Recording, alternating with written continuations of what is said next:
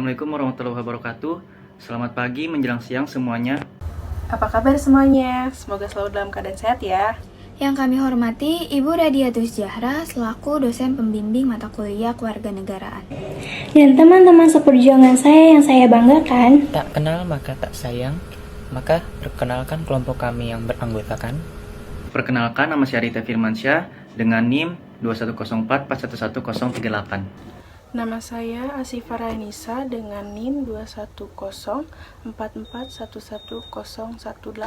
Saya Davina Jawa Kurniawan dengan NIM 21044111008. Saya Fadila Budianisari dengan NIM 21044111004. Nama saya Muhammad Akbar Ridho Kusuma dengan NIM 21044111015. Perkenalkan, nama saya Muhammad Zaki dengan NIM 21044111017. Saya Nabila Tri Ramadhani dengan NIM 21044111031. Halo semuanya, perkenalkan nama aku Nur Haliza dengan NIM 21044411001. Kami akan membahas mengenai identitas nasional. Di antaranya adalah Di sini kami akan membahas ke dalam 4 topik, yaitu yang pertama, pengertian identitas nasional, yang kedua, sejarah kelahiran faham nasionalisme, yang ketiga, identitas nasional sebagai karakter bangsa, dan yang terakhir, proses berbangsa dan bernegara. Hilangnya identitas nasional adalah kekalahan terbesar suatu bangsa. Maka dari itu, kita sebagai mahasiswa wajib mempelajari apa itu identitas nasional dan ruang lingkup yang mencakup identitas nasional tersebut. Selamat menyaksikan video kami, semoga kalian memahami.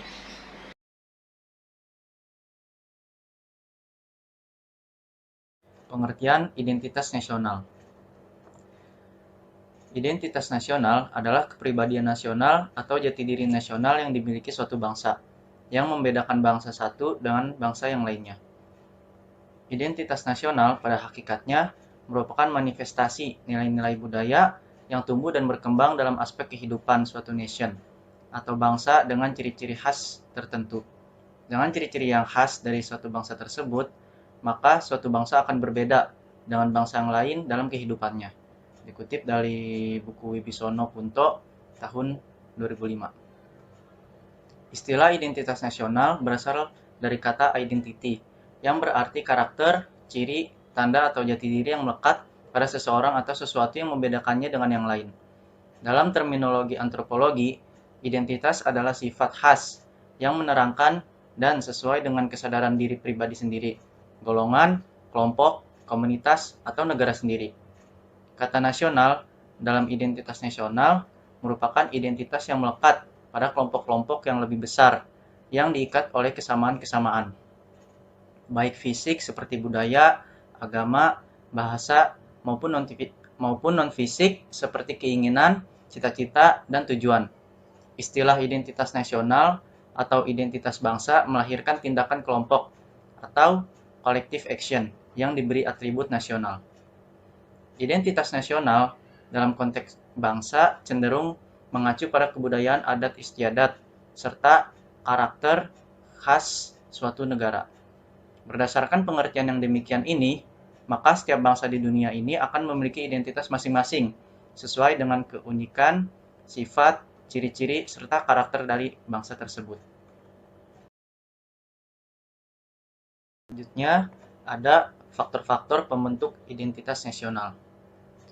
Kelahiran identitas nasional suatu bangsa memiliki sifat, ciri khas, serta keunikan masing-masing, yang sangat ditentukan oleh faktor-faktor yang mendukung kelahiran identitas nasional. Adapun faktor-faktor yang mendukung kelahiran identitas nasional bangsa Indonesia meliputi yang pertama, faktor objektif, yang meliputi faktor geografis, ekologis, dan demografis. Lalu yang kedua, ada faktor subjektif, yaitu faktor historis, sosial, politik, dan kebudayaan yang dimiliki oleh bangsa Indonesia.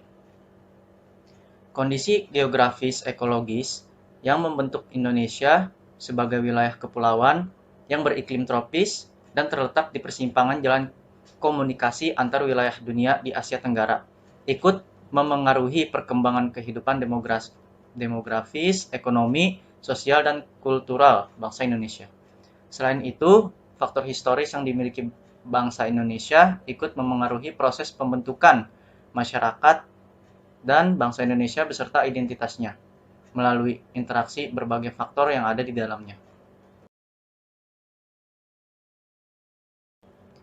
Lalu faktor-faktor pembentuk identitas nasional, Robert de Vantos mengemukakan teori tentang munculnya identitas nasional suatu bangsa sebagai hasil interaksi historis antara 4 faktor yang penting, yaitu yang pertama ada faktor primer, yang kedua faktor pendukung, yang ketiga ada faktor penarik, dan yang terakhir ada faktor reaktif. Faktor primer mencakup etnisitas, teritorial, bahasa, agama, dan yang sejenisnya. Bagi bangsa Indonesia yang tersusun atas berbagai macam etnis, bahasa, agama, dan wilayah, serta bahasa daerah, merupakan suatu kesatuan meskipun berbeda-beda dengan kekhasannya masing-masing. Unsur-unsur yang beraneka ragam, yang masing-masing memiliki ciri khasnya sendiri-sendiri, menyatukan diri dalam suatu persekutuan hidup bersama, yaitu bangsa Indonesia. Kesatuan tersebut tidak menghilangkan keanekaragaman, dan hal inilah yang dikenal dengan Bhinneka Tunggal Ika. Lalu yang kedua, faktor pendorong, meliputi pembangunan komunikasi dan teknologi, lahirnya angkatan bersenjata modern, dan pembangunan lainnya dalam hal kehidupan negara. Dalam hubungan ini, bagi suatu bangsa, kemajuan ilmu pengetahuan dan teknologi, serta pembangunan negara dan bangsanya juga merupakan suatu identitas nasional yang bersifat dinamis. Oleh karena itu, bagi bangsa Indonesia, proses pembentukan identitas nasional yang dinamis ini sangat ditentukan oleh tingkat kemampuan dan prestasi bangsa Indonesia dalam membangun bangsa dan negaranya. Dalam hubungan ini sangat diperlukan persatuan dan kesatuan bangsa serta langkah yang sama dalam memajukan bangsa dan negara Indonesia. Lalu yang ketiga ada faktor penarik, mencakup kodifikasi bahasa dalam gramatikal yang resmi, tumbuhnya birokrasi, dan pemantapan sistem pendidikan nasional. Bagi bangsa Indonesia, unsur bahasa merupakan bahasa persatuan dan kesatuan nasional, sehingga bahasa Indonesia menjadi bahasa resmi negara dan bangsa Indonesia. Bahasa Melayu telah dipilih sebagai bahasa antar etnis yang ada di Indonesia, meskipun masing-masing etnis atau daerah di Indonesia telah memiliki bahasa daerah masing-masing. Demikian pula menyangkut birokrasi serta pendidikan nasional telah dikembangkan sedemikian rupa, meskipun sampai saat ini senantiasa masih dikembangkan. Lalu yang terakhir ada faktor reaktif, meliputi penindasan dominasi dan pencarian identitas alternatif melalui memori kolektif rakyat. Bangsa Indonesia yang hampir 3,5 abad dikuasai oleh bangsa lain sangat dominan dalam mewujudkan faktor keempat melalui memori kolektif rakyat bangsa Indonesia. Penderitaan dan kesengsaraan hidup serta semangat bersama dalam memperjuangkan kemerdekaan merupakan faktor yang sangat strategis dalam membentuk memori kolektif rakyat. Semangat perjuangan dan pengorbanan untuk menegakkan kebenaran merupakan identitas yang memperkuat persatuan dan kesatuan bangsa Indonesia. Pencarian identitas nasional bangsa Indonesia pada dasarnya melekat erat dengan perjuangan bangsa Indonesia untuk membangun bangsa dan negara dengan konsep nama Indonesia. Bangsa dan negara Indonesia ini dibangun dengan unsur-unsur masyarakat lama dan dibangun menjadi satu kesatuan bangsa dengan prinsip nasionalisme modern.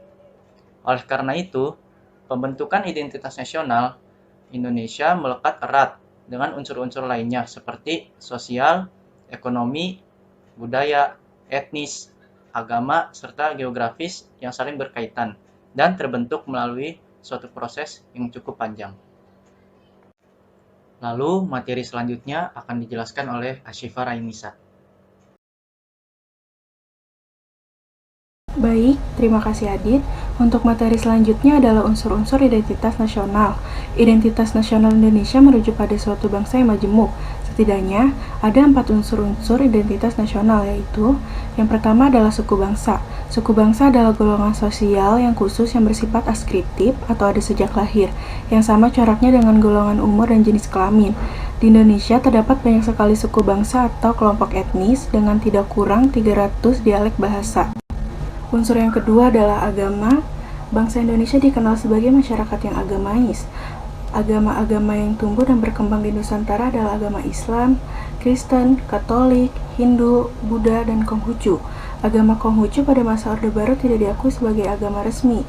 Namun, sejak pemerintahan Presiden Abdurrahman Wahid, istilah agama resmi di negara Indonesia dihapuskan. Unsur yang ketiga adalah kebudayaan. Kebudayaan adalah pengetahuan manusia sebagai makhluk sosial yang isinya adalah perangkat-perangkat atau model-model pengetahuan yang secara kolektif digunakan oleh pendukung-pendukungnya untuk menafsirkan dan memahami lingkungan yang dihadapi, dan digunakan sebagai rujukan atau pedoman untuk bertindak dalam bentuk kelakuan dan benda-benda kebudayaan sesuai dengan lingkungan yang dihadapi. Unsur yang keempat adalah bahasa.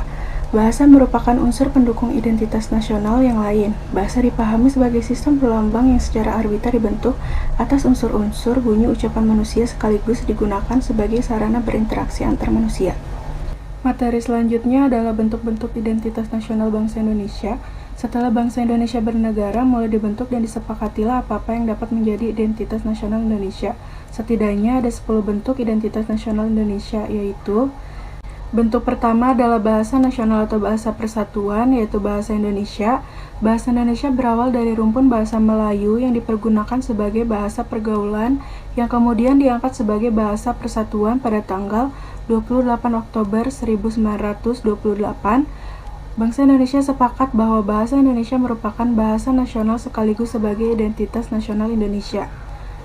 Bentuk kedua adalah bendera negara, yaitu sang merah putih. Warna merah yang berarti berani dan warna putih yang berarti suci. Lambang merah putih sudah dikenal pada masa kerajaan di Indonesia yang kemudian diangkat sebagai bendera negara. Bendera warna putih dikibarkan pertama kali pada tanggal 17 Agustus 1945, namun telah ditunjukkan pada peristiwa Sumpah Pemuda. Bentuk ketiga yaitu lagu kebangsaan, yaitu lagu Indonesia Raya.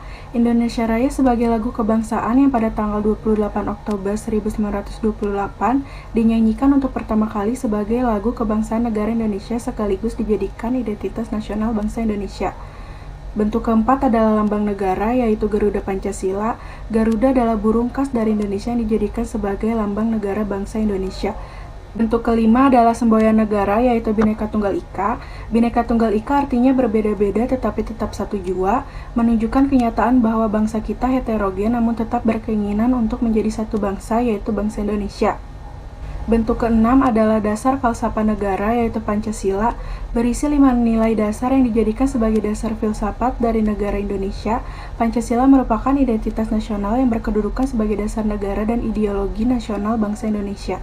Bentuk ketujuh adalah konstitusi, hukum dasar negara, yaitu Undang-Undang Dasar 1945, merupakan hukum dasar tertulis yang menduduki tingkatan tertinggi dalam tata urutan perundang-undangan dan dijadikan sebagai pedoman penyelenggaraan bernegara.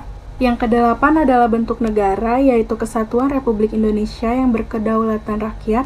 Bentuk negara kita adalah kesatuan, sedangkan bentuk pemerintahan bangsa Indonesia adalah republik, serta sistem politik yang digunakan adalah sistem demokrasi atau kedaulatan rakyat. Saat ini, identitas negara Kesatuan Republik Indonesia yang berkedaulatan rakyat disepakati untuk tidak ada perubahan.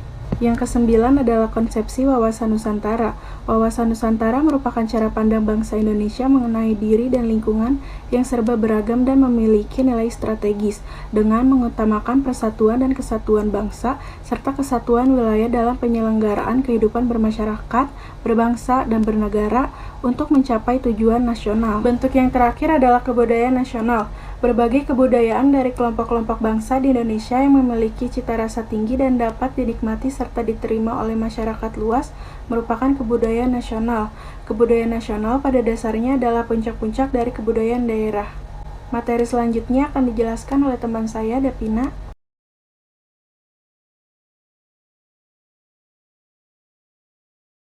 Baik, terima kasih. Saya akan melanjutkan tentang nasionalisme. Nasionalisme adalah sikap atau semangat yang harus dimiliki setiap warga negara Indonesia dalam mencintai tanah airnya. Secara etimologis, kata nasionalisme berasal dari kata nasionalis dan nation dalam bahasa Inggris. Dalam studi semantik, Kata nation tersebut berasal dari kata Latin yakni natio yang berakar dari kata nascor yang bermakna saya lahir, atau dari kata natusum yang berarti saya dilahirkan.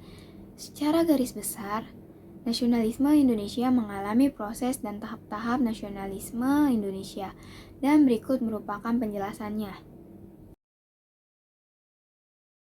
Yang pertama, ada tahap pembentukan, di mana pada tahap pembentukan nasionalisme Indonesia berangkat dari pengertian yang terbatas, yaitu cinta bangsa dan cinta tanah air sesuai dengan suku-suku yang ada di Indonesia. Dengan demikian, pada tahap pertama nasionalisme agak mirip dengan etnosentrisme sebelum tahun 1908.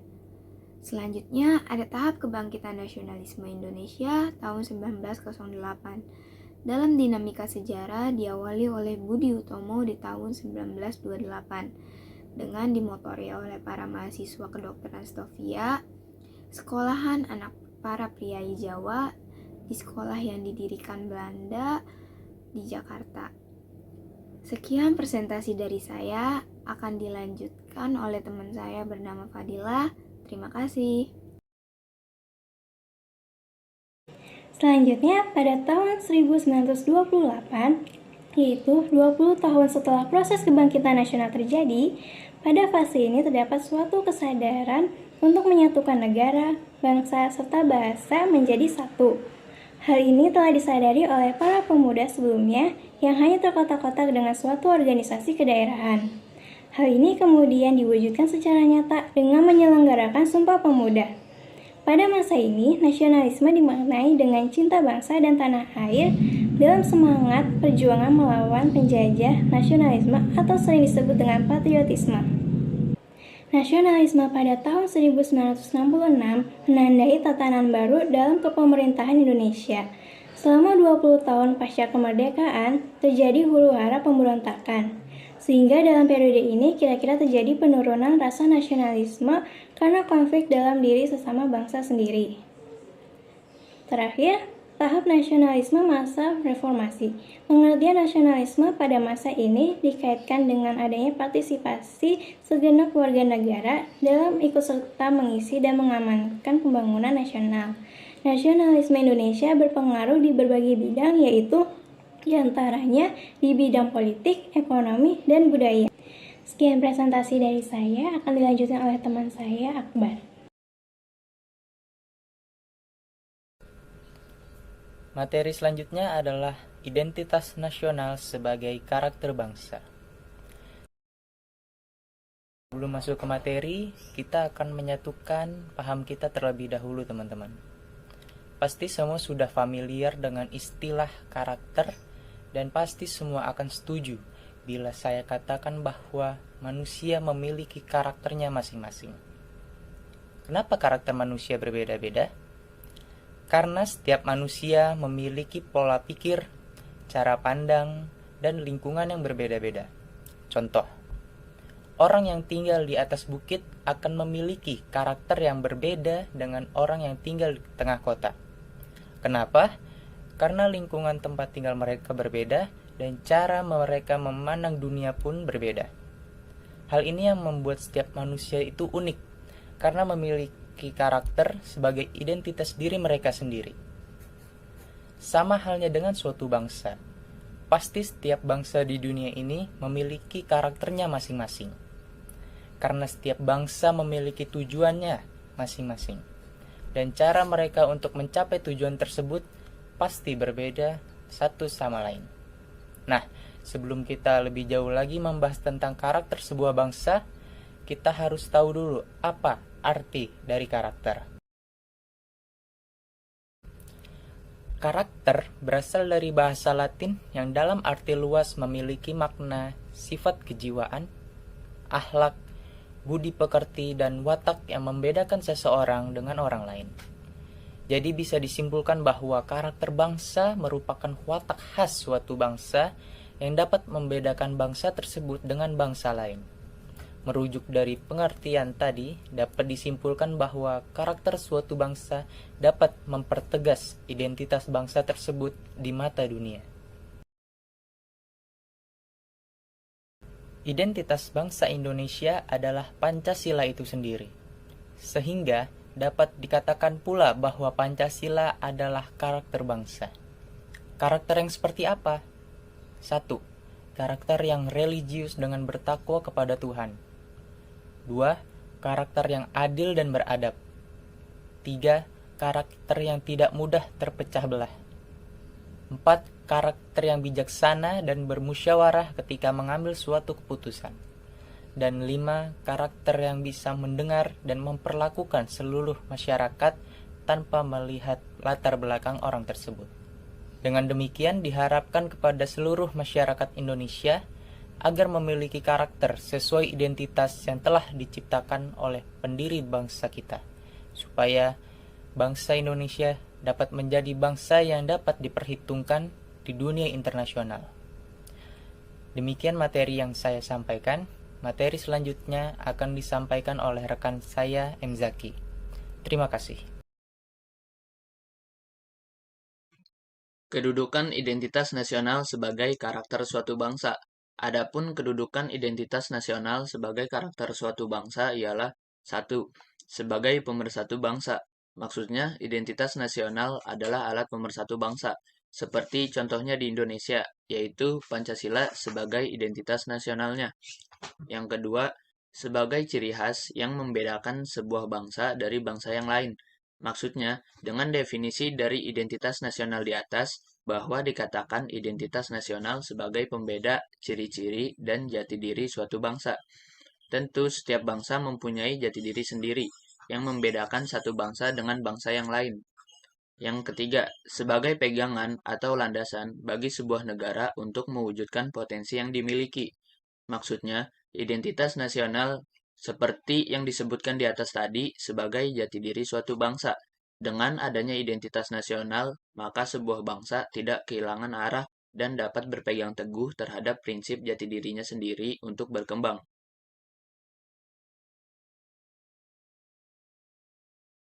Proses terjadinya pembentukan bangsa Indonesia. Sebagai warga negara Indonesia, kita perlu mengetahui proses terjadinya pembentukan negara ini, sehingga dapat menambah kecintaan kita pada tanah air ini. Para pendiri negara Indonesia atau the Founding Fathers menyadari bahwa negara Indonesia yang hendak didirikan haruslah mampu berada di atas semua kelompok dan golongan yang beragam. Hal yang diharapkan adalah keinginan hidup bersatu sebagai satu keluarga bangsa, karena adanya persamaan nasib, cita-cita, dan karena berasal dalam ikatan wilayah atau wilayah yang sama. Kesadaran demikian melahirkan paham nasionalisme, paham kebangsaan, yang pada gilirannya melahirkan semangat untuk melepaskan diri dari belenggu penjajahan. Selanjutnya, nasionalisme memunculkan semangat untuk mendirikan negara bangsa dalam merealisasikan cita-cita, yaitu merdeka dan tercapainya masyarakat yang adil dan makmur. Materi selanjutnya akan dilanjutkan oleh teman saya, Nurhaliza. Baik, terima kasih. Saya akan membahas tentang proses berbangsa dan bernegara. Bangsa dan bernegara berasal dari kata bangsa dan negara. Bangsa adalah kumpulan dari banyaknya orang yang mempunyai persamaan tujuan, asal, adat istiadat, bahasa, sejarah, dan mereka tunduk kepada kedaulatan negaranya. Sementara negara yaitu organisasi dalam suatu wilayah yang mempunyai kekuasaan tertinggi yang sah dan ditaati oleh rakyat. Suatu bangsa atau negara terbentuk karena ada unsur-unsur pembentuknya. Unsur pembentuk suatu bangsa adalah ada sekelompok manusia yang mempunyai kemauan untuk bersatu, berada dalam suatu wilayah tertentu, ada kehendak untuk membentuk atau berada di bawah pemerintahan yang dibuatnya sendiri. Secara psikologis merasa senasib, sepenanggungan, setujuan, dan secita-cita. Ada kesamaan karakter, identitas, budaya, bahasa, dan lain-lain sehingga dapat dibedakan dengan bangsa lainnya. Adapun unsur pembentuk negara diantaranya yaitu konstitutif dan deklaratif. Unsur konstitutif terdiri atas rakyat, wilayah, dan pemerintahan yang berdaulat. Sedangkan unsur deklaratif itu ada pengakuan secara de facto dan secara de jure.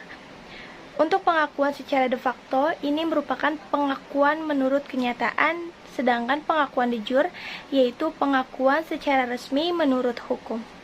Selanjutnya yaitu ada dua proses pembentukan suatu bangsa dan negara, yaitu ada model ortodoks dan model mutakhir.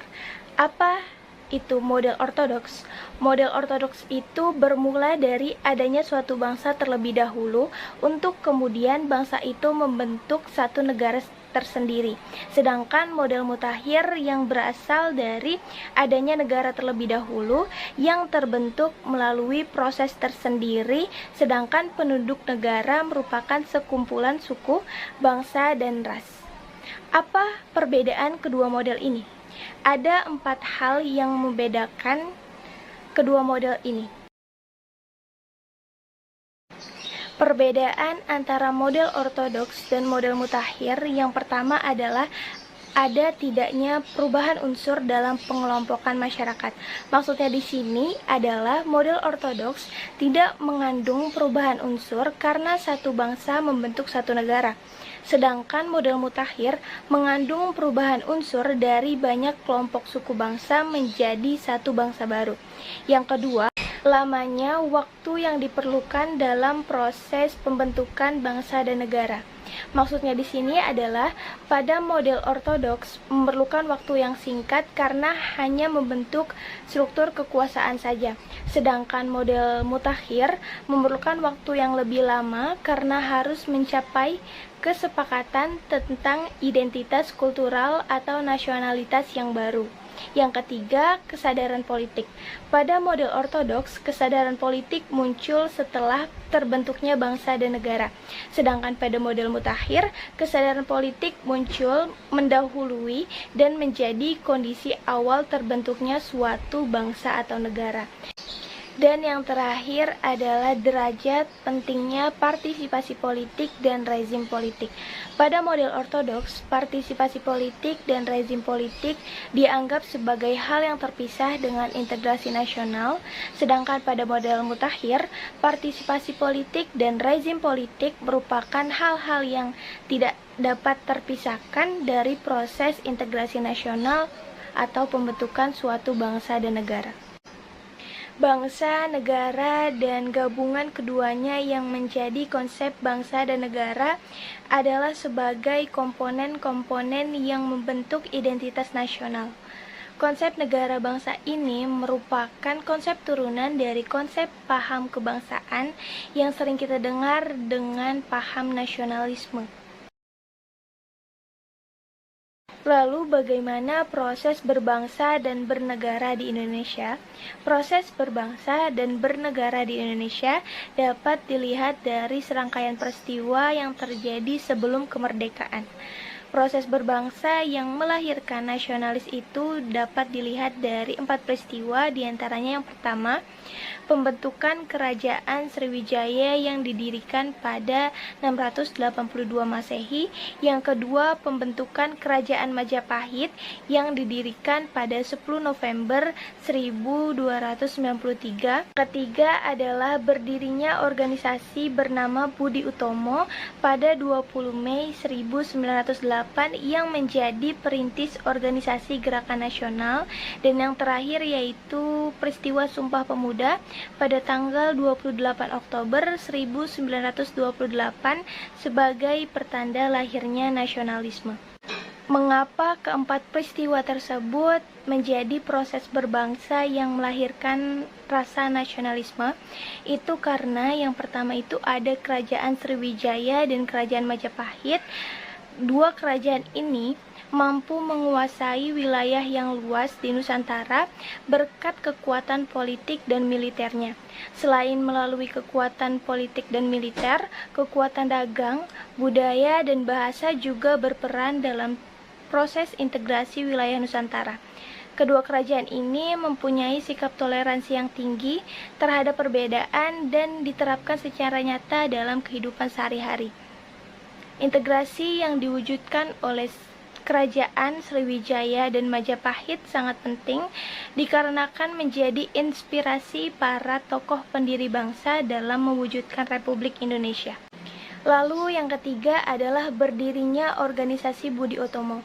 Yang perlu diteladani dari peristiwa ini adalah semangat pantang menyerah, kesadaran akan pentingnya kedaulatan, serta menolak tunduk pada penjajah.